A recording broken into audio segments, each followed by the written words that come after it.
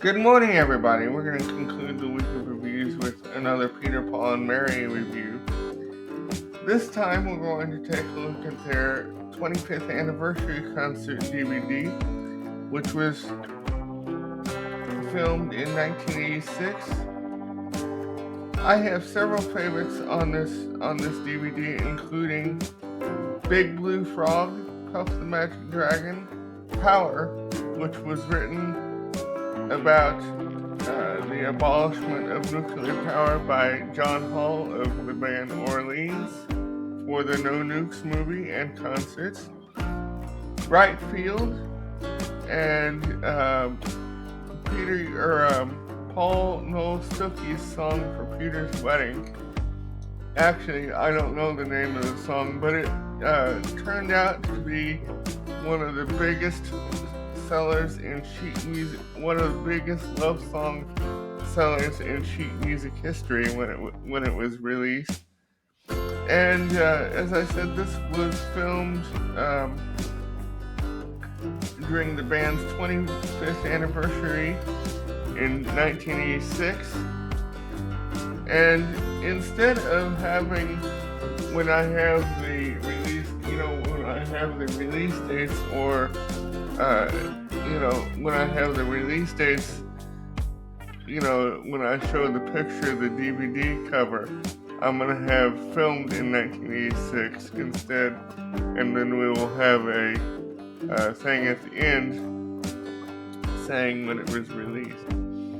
And, as with every Peter, Paul, and Mary concert and live album, there is a certain degree of humor that was injected into this performance, thanks due in part to Paul Noel Stuckey, especially during the children's song Big Blue Frog, where all of them play funny instruments like slide whistles and, instruments like that. And he also does some humor during Right Field.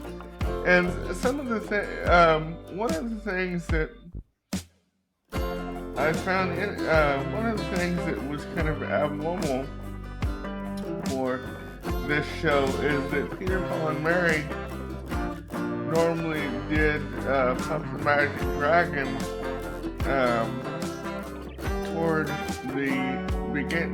the end of the show at their normal shows, but I guess for this show and Peter even references it.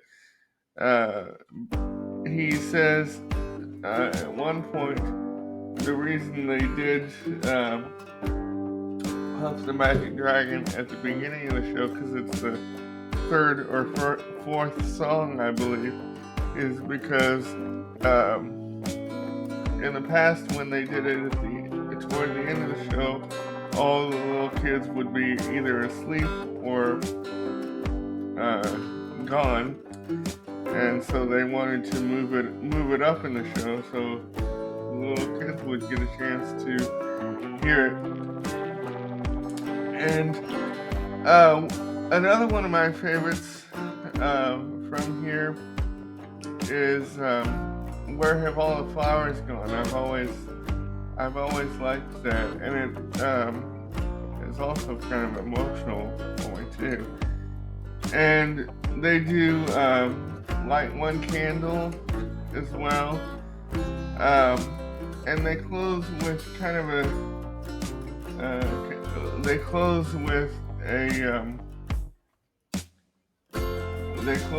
old Weavers number called Goodnight Irene. And frankly, I was very surprised when they did Power, because they're not one to. They cover a lot of songs, but that was not one I was expecting to hear. And And then a couple years back, I saw it on one of their records, and I guess they had recorded it. Oh, and as with the holiday concert, the first time that I had seen any portion of this concert was on their documentary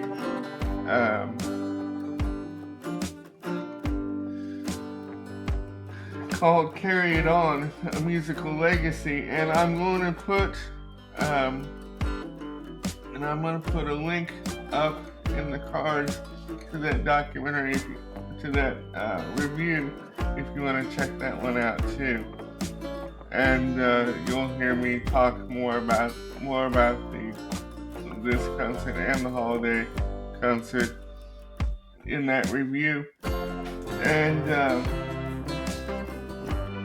I was so excited when both this one and the holiday concert were finally released to DVD, so I could see them in their entirety, and they didn't. Both of them didn't disappoint. And I obtained both this one and the holiday concert on DVD around the same time. So I hope you enjoyed it.